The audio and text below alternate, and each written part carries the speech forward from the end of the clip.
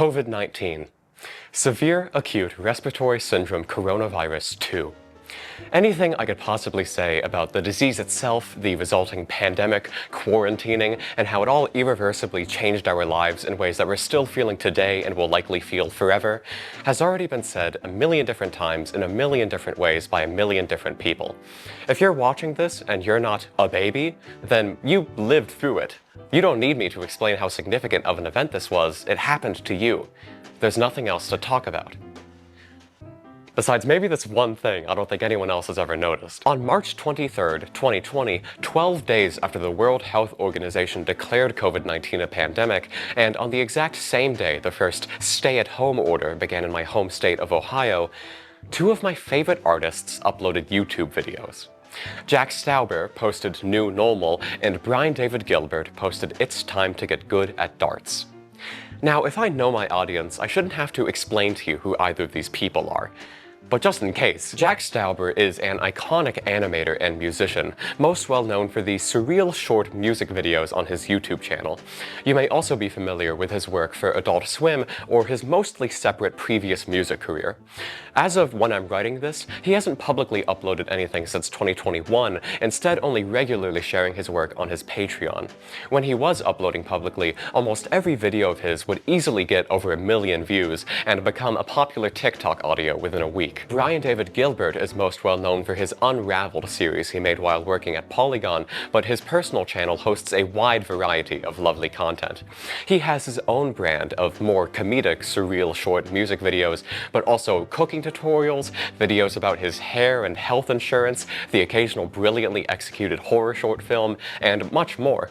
You may also have seen him on Dropout as the Winter King in Fiona and Cake, or his series Dance is Moving if you're a real one. These are two distinctly different creators in two entirely separate fields, and yet they both managed to post a music video about the pandemic on March 23rd, 2020.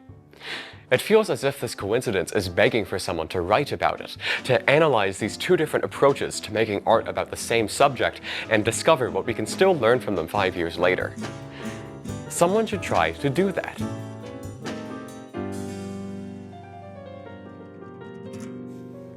I don't know how long I need to stand for this part, so I hope this is good.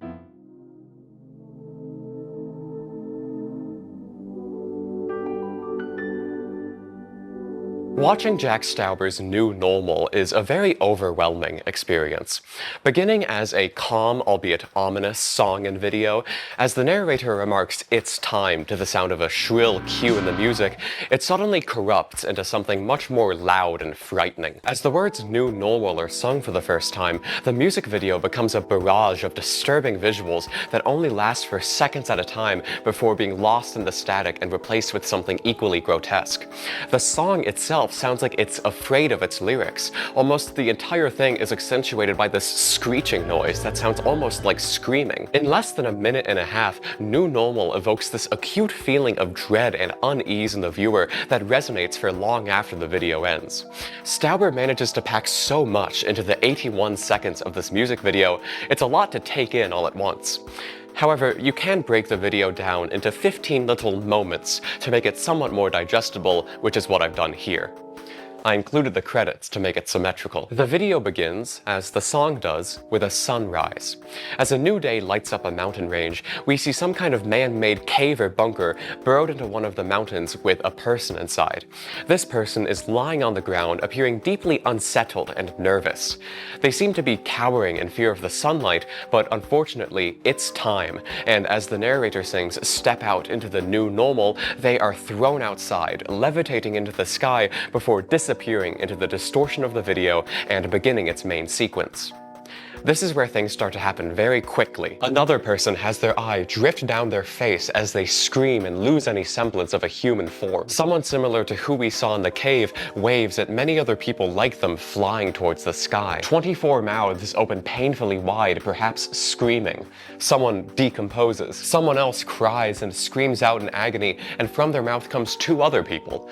They're connected, but the left half quickly withers and dies, and the right half watches and sobs but still holds on before the same thing happens to them. 3 cars with hands attached to them drive endlessly forward, ignoring the many stop signs in their way. A mouth opens wide, and its uvula turns into a house, which spawns a person, who then is hanged, with sperm swimming out of their screaming mouth. 2 hands stretch out an unnervingly veiny and toothy smile with eyes that turn into lemons. A spinning earth transforms into a sphere of scared faces. And after all of this, the sun sets, as we come back to the person we started with, sitting alone on their mountain with an empty chair next to them.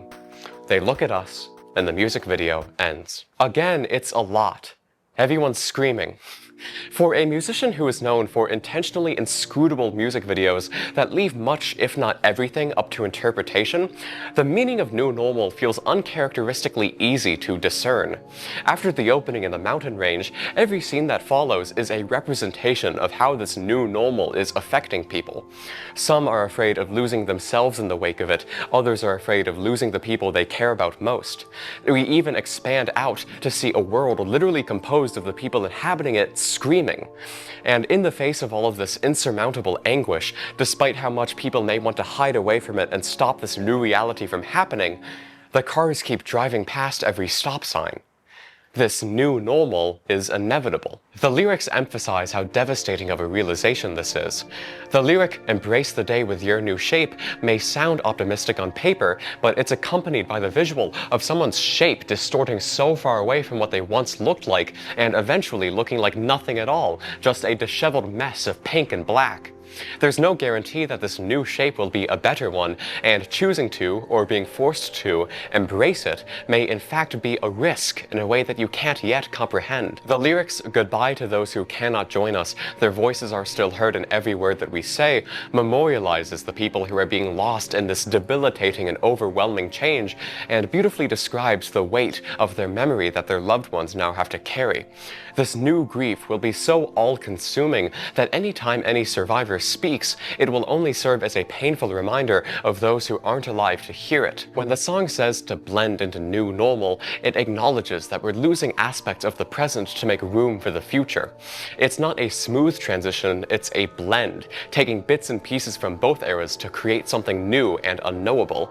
It's a familiar path, perhaps, but it ends in a different lane. The final lyrics, "You've donned yesterday's smile, now decorate your new face," continue this theme, suggesting that while you may be able to carry some aspects of your past with you, most of what you call yourself will soon be replaced with something else. It's hard to take in all of this imagery of death and loss and not come to the conclusion that new normal is about grief. Grief of loved ones who aren't with you anymore, grief of the world as you once thought you knew it, grief of who you used to be. To me, this song is about the moment where you first understand that your life as you know it is never going to be the same, and persuading yourself to take the first step forward into what happens next.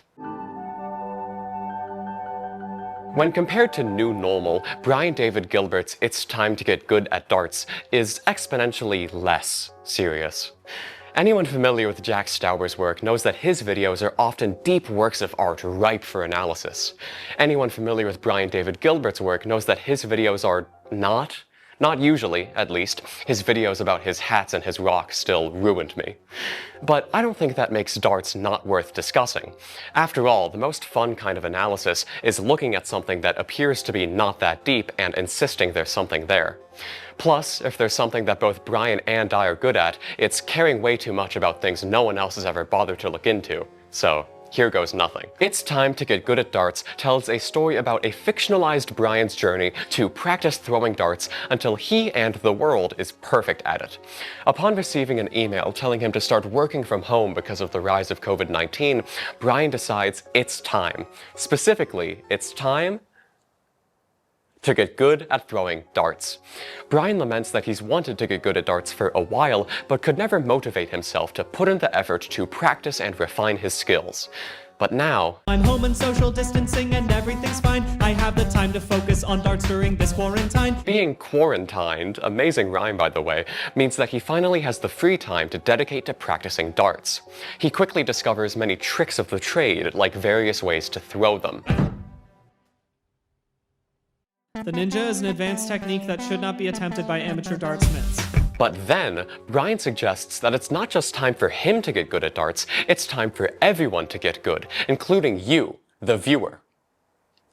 The Chancellor of Darts, who we're all familiar with and don't need further explanation of, shares the sentiment, declaring that everyone has dart throw deficiency and requiring everyone to get good. Suddenly, we jump to 2053, where we learn about the Dartening, an event that has birthed a utopic world, absent of poverty or crime or currency, with dartboards becoming the exclusive medium for communication. Supported by retro-futuristic stock footage, a narrator tells us over some beautiful harmonies that this future can be realized, but only if we all start getting good at darts. We then travel back to the present, where Brian shoots a dart and it lands maybe a full foot away from the bullseye, puncturing the wall behind the dartboard. And the music video ends. Oh, come on! This video reflects the common quarantine experience of being at home so much, giving people the chance to take up hobbies they otherwise wouldn't have the time for. To name a few, people got really into cooking, fiber arts, musical instruments, creating fandom works for Minecraft YouTubers who surely aren't terrible people, and Cookie Clicker if you're me. But these hobbies did not just serve as opportunities to learn a new skill, they also importantly functioned as distractions. They gave people the opportunity to focus on anything that wasn't the fact that in just 4 months, a virus came and ravaged our entire planet, throwing everyone into unprecedented times no one knew what to do about. And despite Brian's sardonic assertion that everything's fine, I think this video reflects that experience as well. Now, I obviously don't know how real-life BDG's quarantine went, but in this video, we see a Brian who is coping with the pandemic by imagining a perfect future for himself that is so far off from anything that can be recognizable as the present. He's only fine because he's putting himself in a position where he doesn't have to think about anything that's currently happening. And critically, this is a future that he specifically helped create. With the help of the Dart Chancellor, of course. In this dream world, Brian's efforts to get good at darts and his creation of this video documenting the process motivated others to do the same and eventually made the world an objectively better place. He has subscribed to the idea that your individual actions can make a tangible impact against the oppressive forces fighting against you, which we all know is a fantasy. It's a fantasy for Brian too, because at the end of the video, when he comes back from his visions of the future to the present, fully convinced that this dream will become reality, he throws a dart and misses. Pathetically, the illusion is broken. Brian admits he's an amateur dartsmith early in the music video, but there's no evidence he ever improves. Throughout the song, Brian insists that it's time to get good, but throughout the video, he never makes any progress. We never even see him land a dart on the board. At best, he throws a dart directly into the eye of a skeleton figure he has. It feels hopeless, in a way. With his tendencies to never want to work hard and to never have the willpower to improve himself persisting despite everything he's doing to not let them define him. On the surface, It's Time to Get Good at Darts is a silly little song about a person getting into a silly hobby at a time when everyone was getting into silly hobbies and extrapolating a silly future for himself from the silly work he's putting into said hobby. But to paraphrase a popular proverb, at first I sillied, and then I serioused. Upon thinking about it much more than the average viewer, darts becomes a surprisingly honest portrayal of the quarantine experience, even with how early it was created. It's almost a tragedy, a story of someone attempting to make peace with their scary and uncontrollable reality by separating himself so far away from it and placing himself in this dream scenario where the work he does matters and he can actually make a change in both the world and himself. But despite his best efforts, look who's inside again. Now that we're getting into the meat of this video, do you mind if I talk about something entirely different? I hope not. On April 17th, 2020, almost a month after the music videos were published, I randomly decided to create a quick survey for my friends and Twitter followers to fill out. It asked one simple question: how are you doing? It also asked for your name and if you consented to your answer being publicized, but those were secondary. I was inspired by the new at the time podcast Our Plague Year, created by Joseph Fink, and Austin McConnell's Voicemails from Strangers, pieces of media that curated voicemails from strangers, and edited them together to craft a narrative across weekly episodes or an entire documentary. 5 years ago, I really wanted to do something similar, especially related to the pandemic like how our plague year was, but I did not have the means to collect and combine voicemails like those works did. However, I could create a Google form, and I knew I had many friends who would be eager to record voice lines for me. In the few days I had the survey open, I received 65 responses I was given permission to share. I loved reading through all of them, but I never ended up creating anything out of the survey like I originally intended to. But in the spirit of looking back at that time, like the rest of this video is doing, I thought that this would be the perfect, and maybe only, opportunity to indulge my 2020 self and finally share some of these responses with you all. Of course, I can't show you every single submission, and most of them had to be edited for brevity or clarity, but you can read every single response I received, that I'm allowed to show you, in a document linked in the description. I highly recommend doing that because, as I said, I received 65 responses, and I'll only be showing you excerpts of 10 of them. This is an incomplete portrait, but it is more comprehensive with the doc. With all that being said, here is a glimpse into how people were doing in 2020. Weirdly enough, this has been the most comfortable and secure I've ever felt, like in my entire life. In the past year or so, I've come out as trans, and a lot of things I didn't realize I was compensating for could no longer be compensated. I've worked a lot of things out, and I'm doing much better. This is my first year of high school, and it was great. But with this quarantine, I've felt so much calmer. I've never felt this secure in my house before. My family and I had a hell of a time with my transition. I still don't forgive them for how shitty they were about it, but things are better now. I can actually enjoy time around them. All in all, I feel very good. If I had to sum it all up in one word, I'd say lost.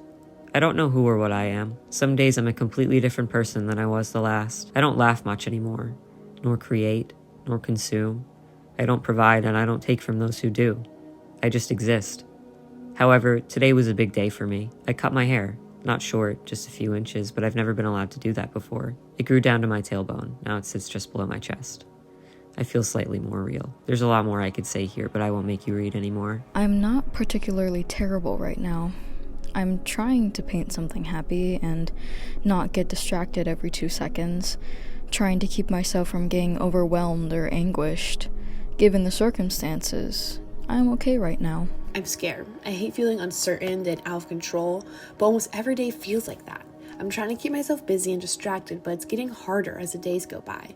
And I'm homesick. I'm so homesick. I can't keep up with it all. It's just too much, I feel, and my stress levels are beginning to deteriorate my mental health. I've been extremely rude and snappy lately because of it. I just want everything to go back to how it was before all this. I'm just exhausted now. Not great, to be completely honest. I feel like I've lost all sense of the things going on in my life, and everything is just a jumbled mess that's hazing by. Quarantine is killing me. I miss my friends. I'm going out every weekend. I miss seeing them. I haven't seen them in 2 weeks, and some of them have had all of their access to internet taken away, so I can't even see if they're okay. I've lost all structure in my life, and I need that to exist and to cope with things. Since quarantine started, the only times I ever feel real are when I meet my friend. Even so, I feel guilty telling anyone that. Is it selfish for me to seek human connection? Maybe so during this time. Otherwise, I suppose the best way to describe my feelings is hollow. Not quite empty, just hollow. Something was there, it's supposed to be there, I know this, but it's not there. Whatever I'm supposed to feel isn't here anymore. I'm just me, whatever that means anymore. I've been spending time with my partner, reading a book aloud with them. That's been fun. Everything going on with the world has been stressful, but I'm doing my best to stay safe and keep my friends and family safe. My moods have been a bit unstable because of it too, but again, I'm doing my best. So, I'm okay. Not great, but okay. I've been worse, I've been better. Feeling lonely and real overwhelmed, but I'll get through it. Thanks for asking, I hope you're doing well. I'm doing fine. How about you? When COVID-19 first became something everyone was helplessly aware and afraid of, I was across the country in Utah, with my spring break trip to visit my father's side of the family suddenly being extended indefinitely. Like everyone else my age, I was playing Animal Crossing and Minecraft, and trying my best to keep up with schoolwork even while it all felt increasingly meaningless. After New Normal came out, I looped it for hours every day. For such an uncomfortable song, I found it to be very comforting. As I woke up every day in a bed that wasn't mine, in a house I didn't feel at home in a city I barely knew, watching the state I've lived in my entire life become unrecognizable from 1,700 miles away, the song affirmed for me that it was okay for me to be afraid of all of this rapid, drastic change, but there would come a point where the only thing I could do was embrace it. I posted the survey soon after I finally flew back home. Reading through the responses, I remember feeling so connected to my community in such a tangible way. Friends and strangers alike opted to pour little bits of their hearts out to me, and I really appreciated that. In a time defined by separation and distance, it made me feel close to everyone I cared about. At this point, the "we're all in this together" messaging had already started to feel redundant and useless, but for once, I believed it. Now that I've covered these two vastly different music videos, I'd like to explain why they're more similar than you may think, and I don't just mean that they're both about the pandemic. Well, before that, I do have to admit that compared to darts, there is no explicit indication that New Normal is specifically about COVID. Especially considering that this fully animated music video was uploaded quite early on into quarantine, there's a non-zero chance that it very well could have been made weeks or months prior and just happened to be uploaded at a perfectly coincidental time. However, with the video being titled New Normal, a phrase that was constantly being evoked during the pandemic to describe quarantining, masking, vaccinations, the knowledge of constant death, etc., it's easy to look at that title, the upload date, and the content of the video itself and assume that this was made, impressively quickly, as a reaction to the onset of the pandemic. Which is what I'm going to do. Given that New Normal begins and ends with a focus on a similar looking guy, and the scenes focusing on this guy have the only shots with naturalistic backgrounds compared to solid colors, I would like to propose the interpretation that this is the same guy, and what we see for the majority of this video are visualizations of the existential concerns they're currently having about the state of the world. The video begins with them being thrust into a situation they were not prepared to participate in, and clearly did not want to participate in, and immediately being destroyed by it. This is the same circumstance we all found ourselves in 5 years ago, and the following scenes feel painfully familiar as well. They helplessly watch and say goodbye as they lose so many others like them and have terrible visions of grief and anguish. They think of the people who aren't going to survive this without becoming something entirely different from themselves. They think of the people who have lost their other half in the impact and don't know how to do anything else but join them. They think of their entire world reeling from this devastation. But importantly, all of this spiraling on the inevitability of this change does not actually do anything. The video ends with them in reality right where they started, on their mountain, alone, staring at the ground as if it was drywall riddled with dart-shaped holes. Both of these videos tell a story of someone suddenly being thrown into unprecedented times, and the only way they can think of coping with the unstable and unpredictable present is to project a certainty onto the future that they are not currently offered the privilege of having. New Normal imagines a doomed world, absent of hope and overwhelmed with despair, while Darts imagines a utopia, absent of conflict and overflowing with darts. You can easily read these as opposite ends of the spectrum of how people reacted to the pandemic. New Normal has a pessimistic outlook, declaring that we're all going to die and there's nothing we can do about it, while Darts has an optimistic, if unrealistic, outlook, insisting that there is something we can do about it, and that the work we put in will ultimately lead to something beautiful. Throughout quarantine, there were moments where either of these mindsets felt more appropriate. If anything, I feel like the most common experience was rapidly oscillating between the two perspectives, depending on how any given day was treating you. Going along with this, I find it interesting that both Jack Stauber and Brian David Gilbert take care to mention in their lyrics that it's time. Time for what specifically varies wildly, of course, but both of these songs understand that they're being written at some kind of turning point for the world. They spend so much time ruminating on what the future might look like because they both understand that the present as we know it is not going to survive what we're going through. It's time for a change.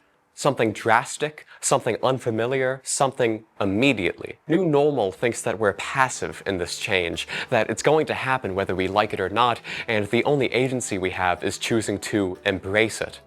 You can say goodbye to those who cannot join you, but you can't save them.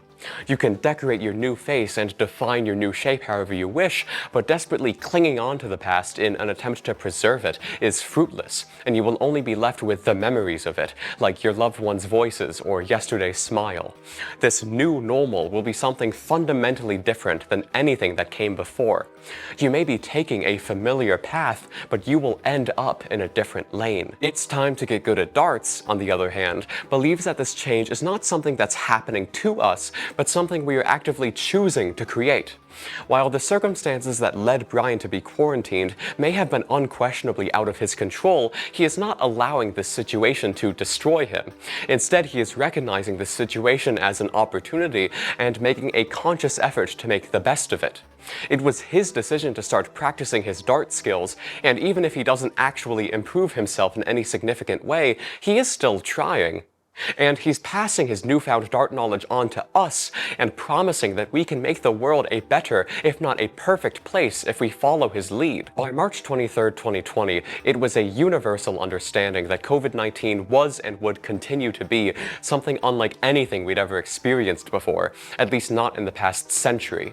Published long before we had any words to compartmentalize this new era of our lives, like pre- or post-vaccine, or the cycles of each new variant, today, videos like these serve as the first mark in the timeline, indicating when we all started to viscerally understand just how much our lives were going to change and reflect the various reactions to that realization. But it has been 5 years now. What's happened since? I don't remember exactly what motivated me to do so, but on May 27th, 2022, I ran another How Are You Doing survey. I think I wanted to make something that compared the general vibe of then versus now, showing how things have improved in some ways, but also not changed at all in other ways. Once again, I did not end up doing this. 2022 was a bad year for me creatively. But I still think this comparison is valuable to look at, especially now that we can compare both of these sets of responses to how we are feeling in the present. So here is how 10 people were doing in 2022.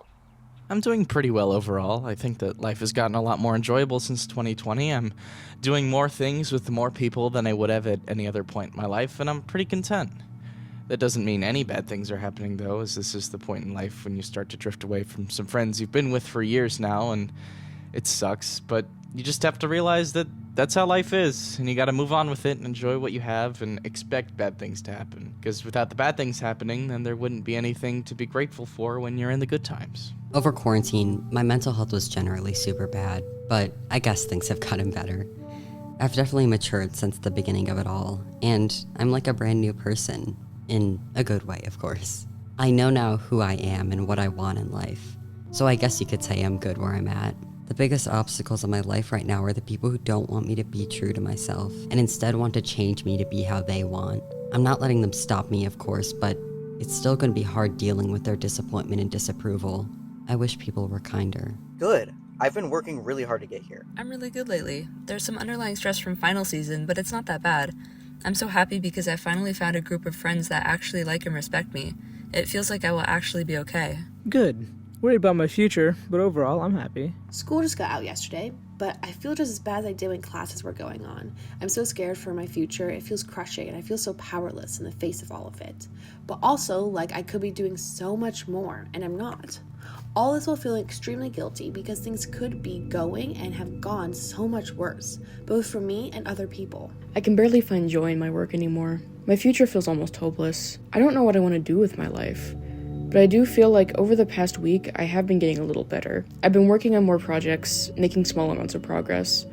I hope to make more things with my friends and other people in the future. Also, I'm finally going back to therapy next month. Anyway, hopefully I can graduate, get myself together, move out, and make something I'm proud of. I don't know if I'm gonna make it. I graduated college at the beginning of the pandemic, and I feel like I've lost 2 extremely formative years of my 20s. I have no more friends in my hometown. They all moved on, I can't seem to. I guess on the bright side I have my hobbies, which have been a saving grace. So I'm trying to stay positive and happy. I just want my life to finally begin. Trying my best for once. Still bad, but it's a start. Around this time last year, I began to give up on myself. My future was rapidly approaching, and it was still as foggy as ever. I spent the last year trying as hard as I could to give my life more direction, and for the most part, kind of worked. Things have started to make sense, but so much of maintaining that sense of direction lies in how this summer will go. I feel like it's going to be my first taste of the future ahead of me, and I want to make the most of it. I'm really not sure what comes next for me after this, so I'm counting on the next few months to show me. Hello. Whose dog is this? The summer of 2022 is an interesting time for me to look back on. I had just finished my sophomore year of high school, and I was only beginning to accept the idea that I might not be cisgender. On December 26, 2021, hours after Christmas ended, I first asked someone to call me Nadia. And what a gift that was. Over the first few months of 2022, what began as a secret that only my partner at the time knew became something I progressively shared with more and more of my online friends, and 2 months after I shared this survey, I finally came out to my physical friend group. Will Wood's album In Case I Make It came out on the exact same day, and I really treasure it for that reason. Also, just look at me. I have calico hair and pronouns. Of course I like Will Wood. When I published this new survey, it was at a time when I knew I had a lot to work on. Beyond the trans thing, I was preparing myself to finally escape a relationship I was profoundly unhappy in and working to reconnect with many friends who I lost touch with years prior. Looking at the survey's responses, I felt like I saw my desire for self-improvement shared by other people as well. 2 years after quarantine, and at the beginning of a new summer season, it was clear I was not the only person who desperately wanted a change. I can only hope the people who submitted these responses are doing better today. We have reached Step 1E. So far, I've been trying to talk about these videos simply as they are, acknowledging the surrounding context of the time, but making no effort to retrospect on them. But at some point, I have to acknowledge that these videos came out 5 years ago, and reckon with what that means. I mean, 5 years is a lot of time. So much from this past half-decade hangs over me. In the time since these videos came out, I finished my first puberty and started my second one. When I publish this video, I'll be just over 11 months on E and over 5 years on Dread, and you'd be surprised at which one is actually doing irreversible damage to my body. 5 years out from their release, these videos most obviously function as a time capsule of early quarantine, a time when everyone's plans for the future, or general expectations for how the start of the new decade would go, were entirely upended, replaced with years of ambiguity and unease, defined only by a desire to return to some semblance of normal, but a simultaneous hesitancy towards the idea of doing so because it meant possibly risking your life. Suddenly, the future had become uncertain on this fundamental level. And when I watch these videos today, I can't help but think about how it doesn't necessarily feel like the future has gotten any less uncertain. If anything, I'm only more scared of it than I've ever been before. This video was written in the month following Donald Trump's second inauguration, and things have gotten bad.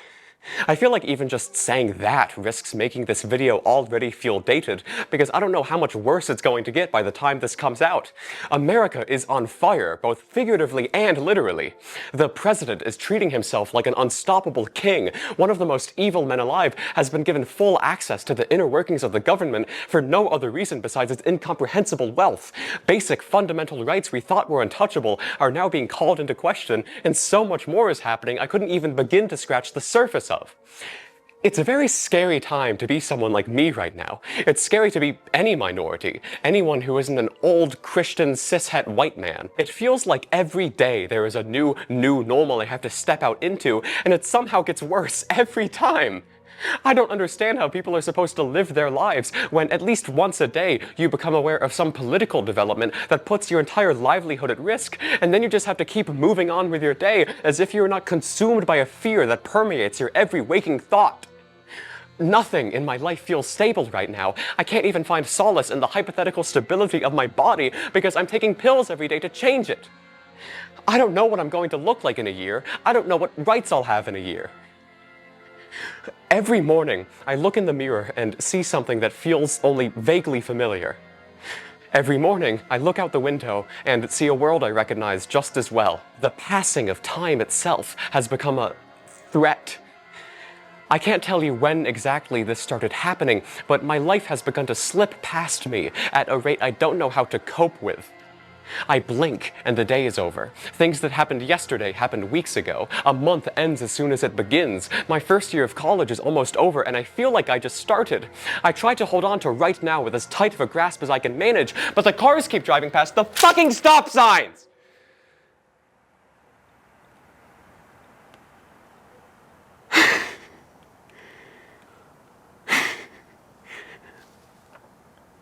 I'm scared. I don't know how to imagine a future for myself. When I do think about the future, I get so afraid, so convinced that it's only going to get worse and there isn't anything I can do about it.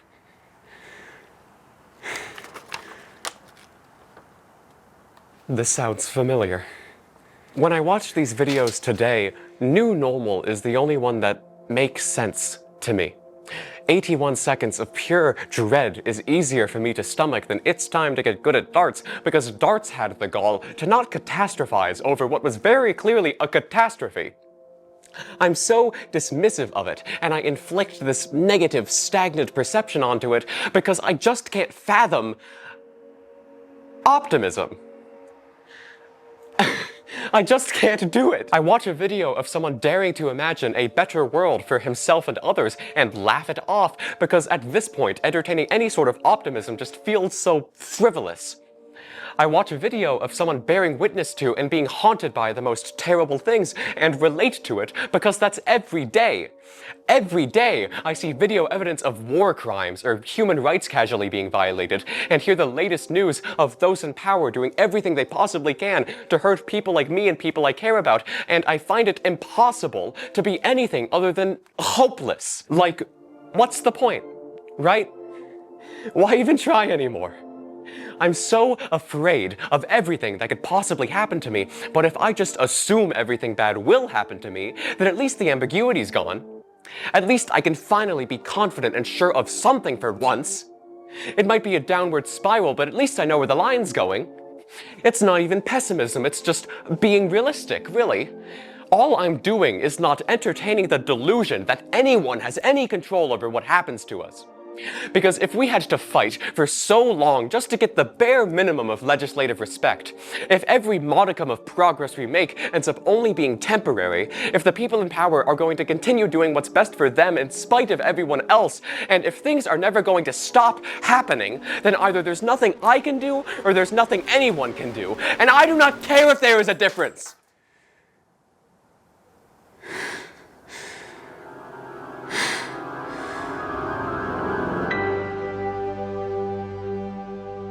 I'm sure you can guess what this is by now. In 2024, I posted another How Are You Doing survey. I originally didn't intend to follow this every 2 years pattern. To be honest, I actually forgot about these surveys for a while, but I rediscovered them early last fall and thought it would be a fun idea to establish this as a biannual tradition. Like uploading. However, the last 2 surveys were published in April and May of their respective years, and I only started thinking about posting a new survey near the end of last year. The 2020 survey was released when everyone was quarantined. The 2022 survey was released when everyone was finishing school and starting summer. I wasn't sure when or if there would be another universal event like that, which would make it appropriate to publish a new survey so late into the year. But then, the election happened. The night of November 5th, 2024 was consumed by this acute feeling of fear at an intensity I don't think I'd ever experienced before and have yet to experience since. It only made sense to share the new survey the next day. When compared to the 2 past surveys, I noticed 2 interesting and honestly somewhat heartbreaking trends that did not occur previously. Firstly, the vast majority of responses either did not consent to their name being associated with their answer or did not submit a name at all. The second trend is something I think you'll notice yourself. I wish I could tell you. I feel more disconnected from myself and who I've thought I was in the past lifetime. I can't sleep, my stress is making it so I can barely eat, and I'm scared. I'm scared for my relationship and its future. I'm scared to go to bed tonight. I'm scared to go back to my dorm. I've never felt more lost, and I've never felt more guilty for being me. To be completely honest, bad. This whole year has been bad. It's felt like consistently I've had bad things happen back to back to back to back with no breaks. Anytime things start looking up and I have hope something else happens. I've lost so many people and things that I've cared so deeply for, especially today with the election. Things do look grim, and yet I can't stop hoping that things will get better. And I know they will. I just hope that it happens sooner rather than later. I am mourning the future loss of my very rights to live. I'm horrified by the fact that both my parents couldn't care less. I'm devastated and scared for my rights and my life. I'm scared. I don't want my only shot at transitioning to go away because of Trump. I'm scared. I don't want to move, but as a trans person, I'm so afraid of what will happen if I get stuck here. It just feels so unfair that these are the kind of things I have to think about when an election happens. I'm terrified. I'm doing bad, but the only thing I can do is keep living through the bad times. How are you doing? Has anyone asked you that yet? I'm scared. I feel empty. I'm terrified for what comes next. I feel trapped in my own home. I feel betrayed by my neighbors. I feel betrayed by my Republican family who only voted in their own self-interest. I'm sick of American individualism. I'm sick of this uptick in radical right-wing politics. I'm sick of my male classmates who voted against my right to exist and will continue to keep these bigoted ideas for the rest of their lives and will eventually vote against their own wives and daughters. I wish I lived somewhere better. I wish that human rights were more than just a talking point to most people. I'm so tired. I don't know what's gonna happen next. I'm so scared and I'm so tired. I'm terrified. I think that we are facing a serious change in this country, and I don't know if we'll make it out the other side unscathed. This isn't fair. I don't want to live anymore, but I have to. I fear for my future, my children's future, and my friends and family. I'm scared that I will not have the access to medical care that I need and insurance coverage on my medications that save my life daily. I'm so disheartened by these results, and I fear for our future. I'm really scared for my future. In the months since I shared this survey, I've done a lot of thinking. Thinking about being a fifth grader, discussing the election on the playground during recess, trying to argue with my friends against the pro-Trump talking points their parents drilled into their heads. I remember knowing that the idea of him being president was bad, even if I wasn't old enough to comprehend or articulate specifically why. Thinking about being a freshman in high school, staying up late because my hybrid school schedule made class online the next day, which meant I could call my friends as we looked at the election results map together. At this point, I understood better what it would mean if he was president again, but I was still just barely a teenager and didn't necessarily think I had much at stake. By then, I had only began experimenting with using they/them, barely entertaining the idea that I could be something else. I had no clue what I would learn about myself in the next 4 years and how much more essential to my existence these results would eventually become. Thinking about that little boy on the playground, wondering what he would think of me. He was already such a nervous kid, dealing with divorced parents and constantly getting bullied. How would he react if he saw who and what I am today? How would he feel knowing that, after over 8 years and an unfathomable amount of personal development later, I'm still just as scared of everything as he was, and we're still worried about the same fucking president? Thinking about the me who will vote in the next election. 22 years old, a recent college graduate, a full-fledged adult. 4.5 years on hormones, ideally with a different voice, different body, different life. I hope she's alive to think about me. 5 years after it was uploaded, New Normal still deeply affects me every time I listen to it. Ever since it came out, it feels eternally relevant, like it always knows the exact worry currently haunting my mind and how to speak to it. This endlessly loopable song is an anthem for my fear of the future, embracing me as I break down about it, yet simultaneously pushing me forward. It's Time to Get Good at Darts, I admit, is less meaningful to me. I watched it when it came out, thought it was funny, and that was that. After its release, I returned to it occasionally. It is a very funny song that can easily get stuck in your head, but it wasn't necessarily something I came to in moments of distress, of course. But upon watching it many, many more times for the sake of this video, I began to really appreciate how much it believes in the viewer's autonomy, and how it was one of the few pieces of early pandemic media that had some sort of a good ending, even if my brain wants to inflict a negative interpretation onto it. At a time when no one felt like they were in control of anything, BDG told us through a stupid song about throwing darts that there was still something we could do. I don't think we're going to be living in a dartopia in 28 years, and I don't think Brian does either, but the idea that our collective effort can actually make the world a better place is a very comforting one, especially right now. I'll be the first to admit that sometimes it's difficult for me to believe that's even possible, but I'm trying to get better at not dismissing optimism so quickly and definitively. I'm practicing my aim, if you will. Can I confess something embarrassing? I have been trying to make this video for years. I first remembered that New Normal and Darts were published on the same day in January 2022. I don't know if you've noticed, but I'm really bad at making things. I've been trying to make this video for longer than I've been trying to transition. Some things transcend gender dysphoria, like the desire to make a video essay about Brian David Gilbert. I didn't know what it was at first, but I knew in my heart there was something valuable to be found in putting these two music videos in conversation with each other. When I originally conceived of this video, I wanted to call it Jack Stauber, Brian David Gilbert, and On-Set Pandemic Grief. Of course, the majority of this title is just famous names that I thought would get more people to click on it. Thanks for sticking around, by the way. But the final words were a bit of a challenge. I quickly got rid of onset because that just wasn't necessary, but the phrase pandemic grief stayed for literal years. Every new January, I would tell myself that this is the year I'm finally going to make that pandemic grief video and publish it on the upload anniversary of the video subjects. And then it always wasn't. Until it was, just because I decided to change the last word of the title. While New Normal very clearly reckons with grief, I could never find the same themes in Darts. But eventually I realized that both of these music videos portray a deep feeling of being afraid. When I changed the title to Pandemic Fear, something finally clicked for me. It wasn't just referencing a fear of the pandemic, but a fear born from the pandemic. A fear that the world as you know it can change in the blink of an eye and you're in zero control over it. A fear that I and everyone around me seem to be profoundly affected by. For the last 5 years, I have found myself constantly so viscerally aware of the volatility of my life, and I have been scared. It was always about being afraid. I have something else to confess. The responses from 2024's How Are You Doing survey were not exclusively fearful. A handful of them were optimistic, even. To be honest, I was kind of astonished people were capable of feeling anything but doom on that day.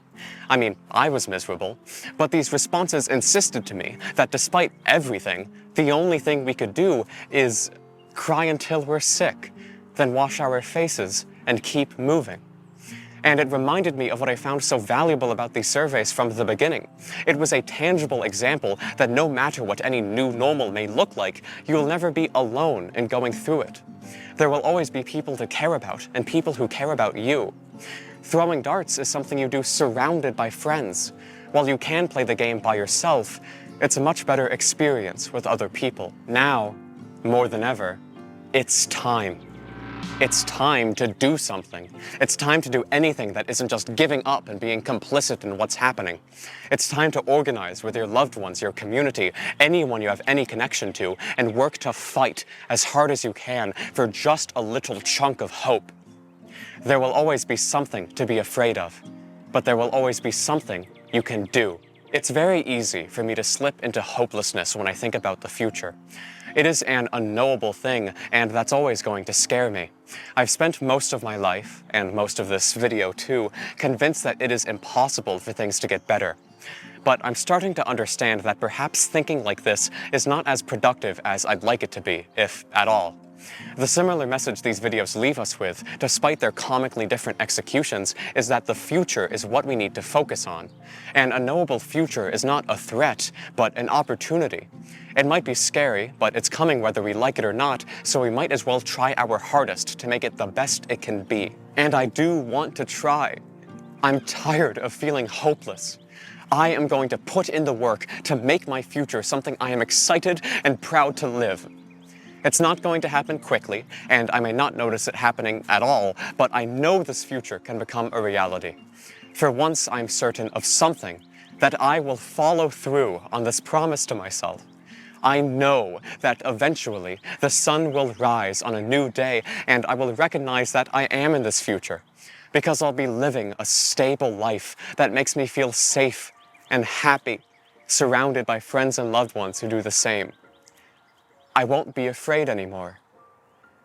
And who knows, maybe I'll take up darts along the way.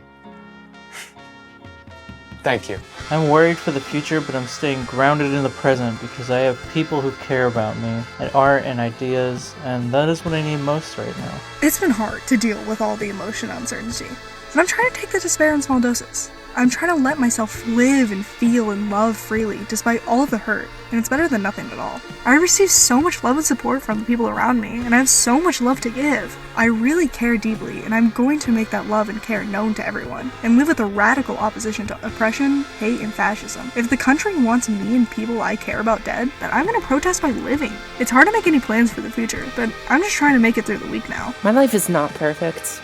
There are many loose ends and many skeletons in the closet, yet I still am certain that I must go on. I am hopeful and loving and try to be strong regardless of how I may want to give up. The world is a beautiful place, and I know that it is worth the pain it may take to live in and to fight for. And sometimes, just to survive is a great honor and accomplishment. I know things will get better in time, but I just didn't think things would go south so fast. So many things in my life are confusing, but I'm holding on because I care about myself and my future, and will do only positive things to change it. I'm feeling very weird, maybe even bad, but all I know I can do right now is help myself and the people around me, and God knows I'll try. On a side note, I really hope you're doing well, or at least as okay as you can be through all this.